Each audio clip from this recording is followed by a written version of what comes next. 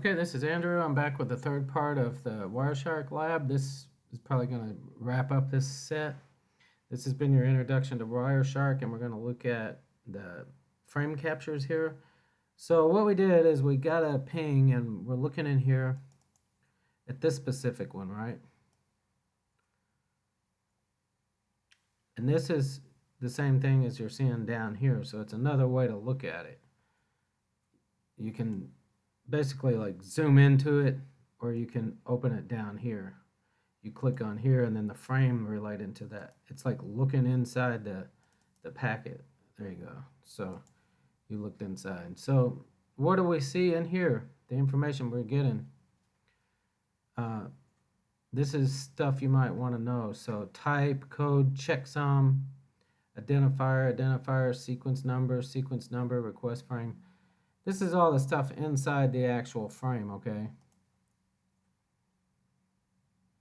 So let's go over and look at the switch real quick. Okay, we're over here on the switch. I'm going to console into the switch. Now, first thing I want to do is show MAC address. This is going to show, if you look here, the port 1, 2, it's going to show the MAC addresses related to each one of these. So in fact, you should be able to see these in WireShark when it says, source MAC address should be this address if it was sent from interface, like let's say it's sent from interface 1.1, that's here. If it's sent from here, then it's going to see source MAC address down here would be this guy. Also, another feature about Cisco equipment is show CDP neighbors.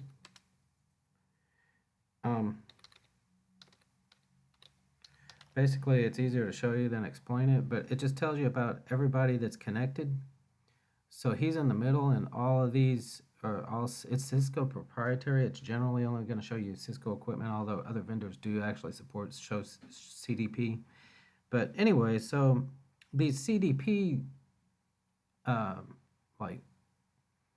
these CDP frames are going back and forth on the line because it works at layer 2 periodically, and WireShark is also capturing those. So let's go back and look.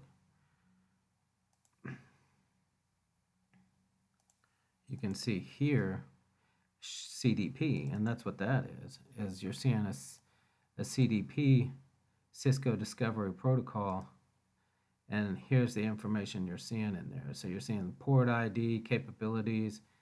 VTP is a trunking protocol. We're going to cover that next, actually. What that is if you have a number of switches, you can write the VLANs down. You can write the VLANs on one server switch, and it spreads that down to the client switches, so you don't have to physically go in and update every switch.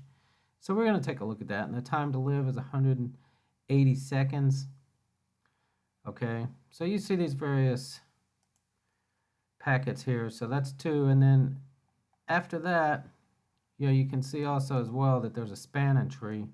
We're not going to talk about spanning tree right now because it's pretty complex, but I just want you to look at it and be aware that you are able to use this to be able to say, okay, spanning tree, has these BPDUs. BPDUs, we're going to talk about all of this in spanning tree, but not at this moment.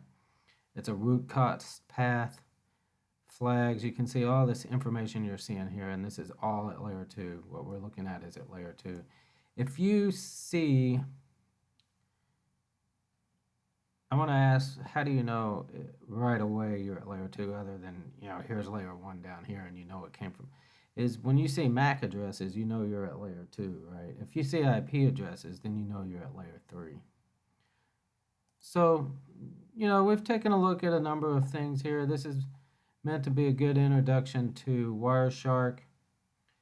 We got a little discussion in about CDP neighbors, Cisco Discovery Protocol. We touched on VTP. We're going to look into that next. That's going to be the next topic in this video course because that's fairly important.